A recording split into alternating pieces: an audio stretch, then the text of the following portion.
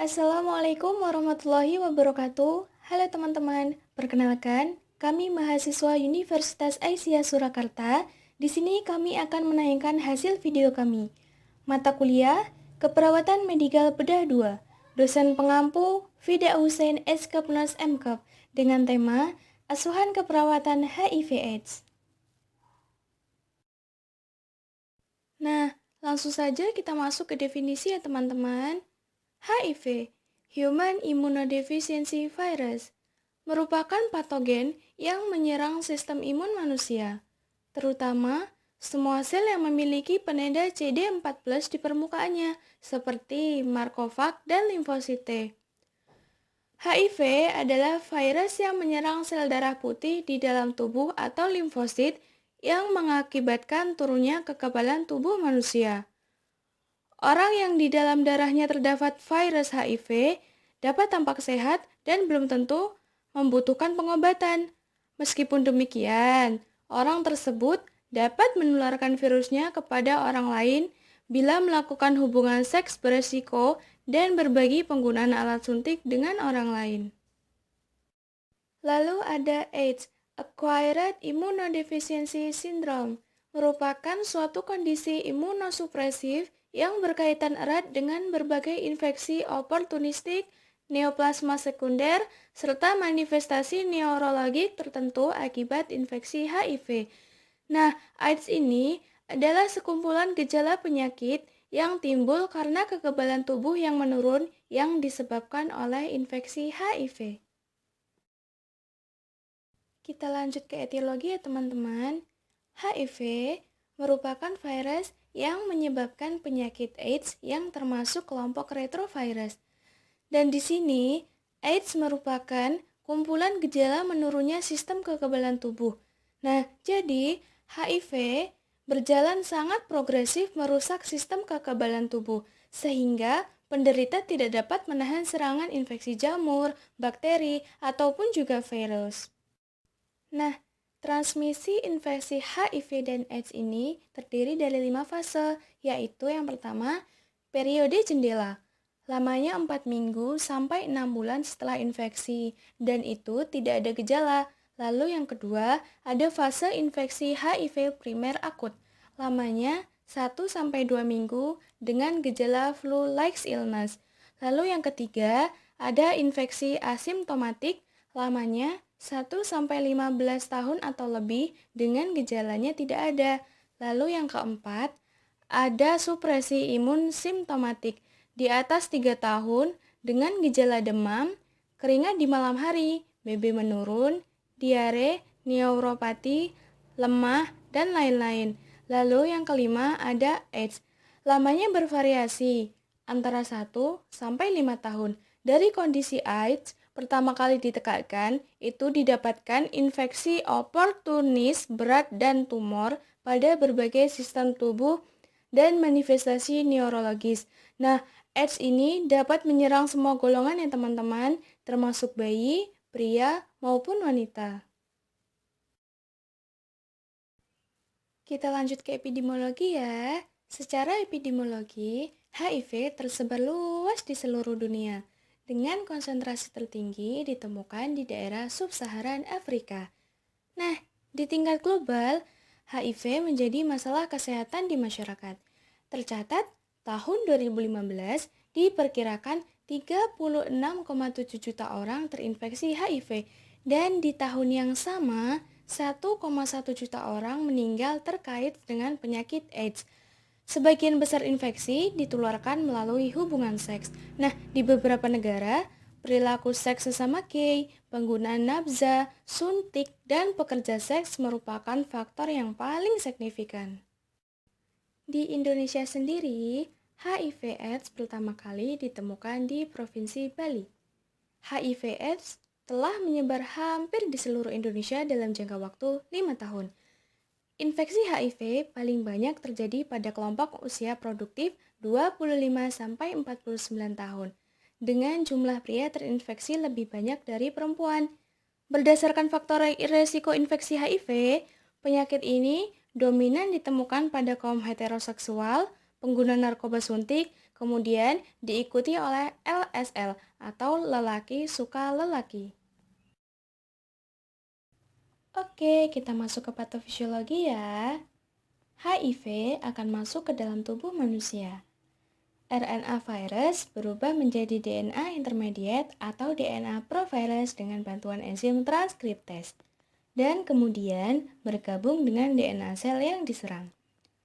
Virus HIV akan menyerang limfosit T yang mempunyai marker permukaan seperti sel CD4+. Sel CD4+ ini yaitu sel yang membantu mengaktifasi sel B, killer cell, dan Markovak saat terdapat antigen target utama si HIV ini. Lalu, HIV menyerang CD4+ itu baik secara langsung maupun tidak langsung. HIV yang mempunyai efek toksik akan menghambat fungsi sel T. Lapisan luar protein HIV yang disebut sampul GP120 dan anti-GP41 berinteraksi dengan CD4+ yang akan menghambat aktivasi sel dan mempresentasikan antigen. Setelah HIV menginfeksi seseorang, kemudian terjadi sindrom retroviral akut semacam flu disertai viremia hebat dan akan hilang sendiri setelah 1-3 minggu. Pada serokonveksi yang terjadi 1-3 bulan setelah infeksi, tidak dijumpai tanda-tanda khusus karena penderita HIV tampak sehat dan tes HIV belum bisa mendeteksi keberadaan virus ini. Tahap ini disebut juga periode jendela. Kemudian, dimulailah infeksi HIV asimptomatik, yaitu masa tanpa gejala. Dalam masa ini, terjadi penurunan CD4+ sekitar 30-60 sel per tahun. Tetapi, pada 2 tahun berikutnya, penurunan menjadi lebih cepat. Nah, setelah masa tanpa gejala, akan timbul gejala pendahuluan yang kemudian diikuti oleh infeksi oportunistik. Dengan adanya infeksi oportunistik, maka perjalanan penyakit HIV telah memasuki stadium AIDS. Nah, teman-teman, ini pathway HIV AIDS ya. Bisa dilihat dan dipahami. Baik, kita lanjut ke klasifikasi ya. Nah, di klasifikasi ini terdapat fase 1 sampai fase 4. Fase yang pertama, umur infeksi 1-6 bulan sejak terinfeksi HIV, si individu itu sudah terpapar dan terinfeksi. Tetapi, ciri-ciri terinfeksinya belum terlihat meskipun ia sudah melakukan tes darah. Pada fase ini, antibodi terhadap HIV itu belum terbentuk. Lalu, fase yang kedua, umur infeksi 2-10 tahun setelah terinfeksi HIV. Pada fase ini, individu sudah dinyatakan positif HIV dan belum menampakkan gejala sakit, tetapi sudah dapat menularkan pada orang lain. Lalu, fase yang ketiga, mulai muncul gejala-gejala awal penyakit. Belum disebut gejala AIDS ya. Gejala-gejala yang muncul berkaitan antara lain keringat berlebihan pada waktu malam, diare terus-menerus, pembengkakan kelenjar getah bening, flu yang tidak sembuh-sembuh, nafsu makan berkurang, dan badan menjadi lemah, serta berat badan terus berkurang. Lalu, di fase yang keempat, di fase ini sudah masuk fase AIDS ya teman-teman. AIDS baru dapat terdiagnosa setelah kekebalan tubuh sangat berkurang. Dilihat dari jumlah sel T-nya, timbul penyakit tertentu yang disebut dengan infeksi oportunistik yaitu TBC, infeksi paru-paru yang menyebabkan radang paru-paru dan kesulitan bernafas. Kanker, khususnya sariawan, kanker kulit atau sarkoma Kaposi, infeksi usus yang menyebabkan diare parah berminggu-minggu, dan infeksi otak yang menyebabkan kekacauan mental dan sakit kepala. Kita lanjut manifestasi klinis ya teman-teman. Nah, yang pertama, individu dengan antibodi HIV positif namun asimptomatik dan tidak menunjukkan kelainan dalam pemeriksaan. Lalu yang kedua, individu dengan antibodi HIV positif ditambah perubahan laboratorium minor dan bisa juga menunjukkan kelainan-kelainan. Lalu yang ketiga, individu dengan ARC, antibodi HIV positif dan menunjukkan limfadenopati, berkeringat pada malam hari, kehilangan berat badan, demam, malaise, dan lain-lain. Lalu yang keempat, individu dengan AIDS termasuk sarkoma Kaposi, sindrom SSP, disertai infeksi oportunistik yang mengancam hidup. Selanjutnya, penata laksanaan pada HIV/AIDS. Yang pertama, ada pengobatan ARV. Pada pasien HIV, diberikan ketika perhitungan CD4 telah mencapai nilai kurang dari 350. Kadar RNA HIV serum juga digunakan untuk memantau resiko perkembangan penyakit dan menentukan waktu yang tepat untuk memulai modifikasi regimen pada obat. Tujuan terapi ARV ini adalah penekanan secara maksimum dan pengurangan morbiditas dan mortalitas HIV.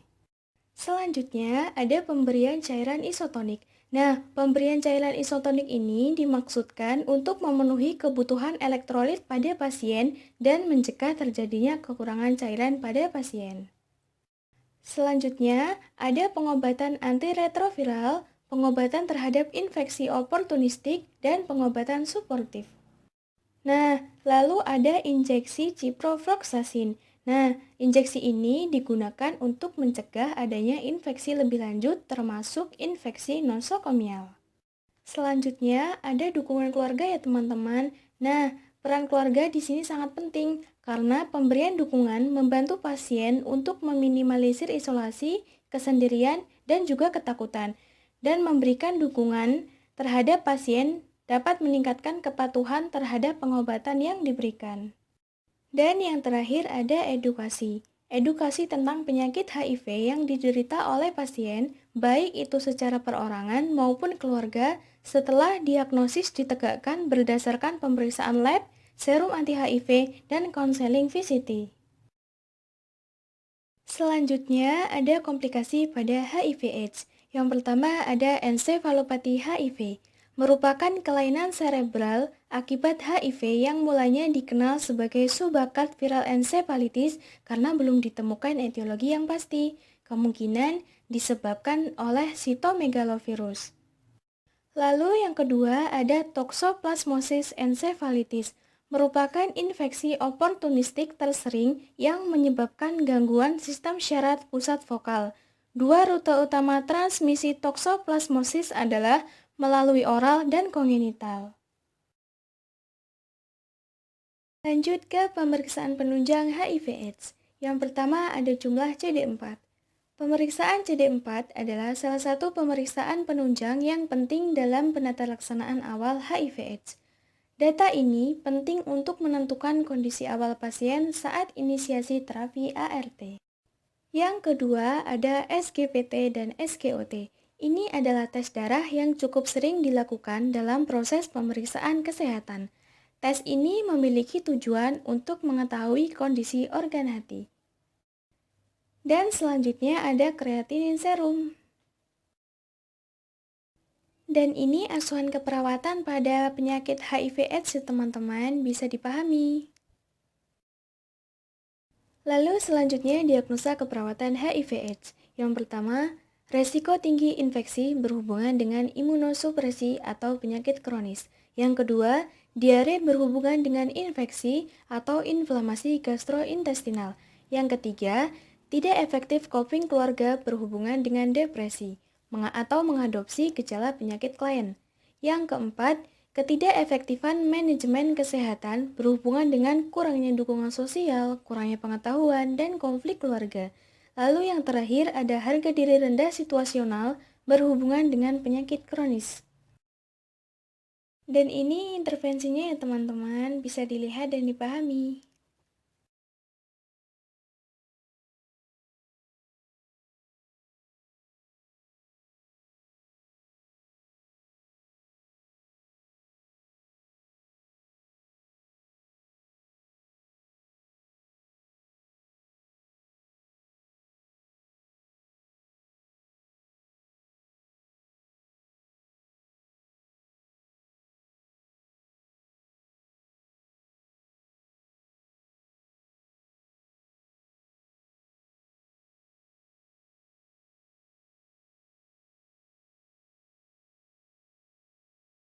Baik, sekian penayangan video dari kelompok kami. Apabila terdapat banyak kesalahan, kami mohon maaf.